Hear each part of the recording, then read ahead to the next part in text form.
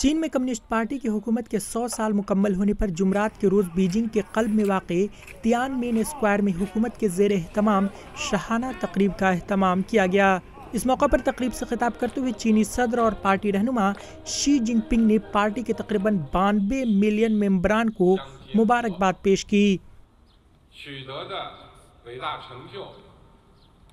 ہزاروں فوجی جوانوں اور دیگر شہریوں نے اس تقریب میں شرکت کی۔ اس موقع پر فضا میں 100 نمبر بنانے کے لیے فضائیہ نے طیارے اڑائے تاکہ پوری دنیا کے سامنے چین کی جانب سے ایک پیغام دیا جا سکے۔ شی جن پنگ نے تیانن گیٹ کی بالکونی سے خطاب کرتے ہوئے کہا کہ چین کو عالمی سطح پر اہمیت دلانے میں پارٹی کا کردار اہم ہے اور اسے کبھی بھی لوگوں کے ذریعے تقسیم نہیں کیا جائے گا۔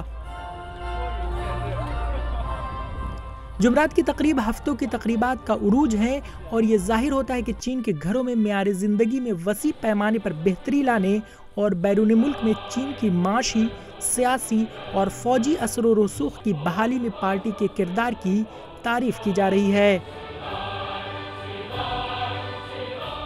اگرچہ پیش رفت بنیادی طور پر 4 دہائیوں قبل ڈنگ زاؤپنگ کے ذریعے نافذ معاشی اصلاحات کے باعث ہے، لیکن ان تقریبات میں شی جن پنگ کے کردار کو نمایاں کیا گیا ہے، جس نے ماؤ کے بعد چین کے سب سے طاقتور رہنما کے طور پر اپنے آپ کو پیش کیا ہے۔ اس دوران شی جن پنگ نے تائیوان کے متعلق بڑا بیان دیا اور اس پر مکمل کنٹرول کے چینی عہد کو دہرایا۔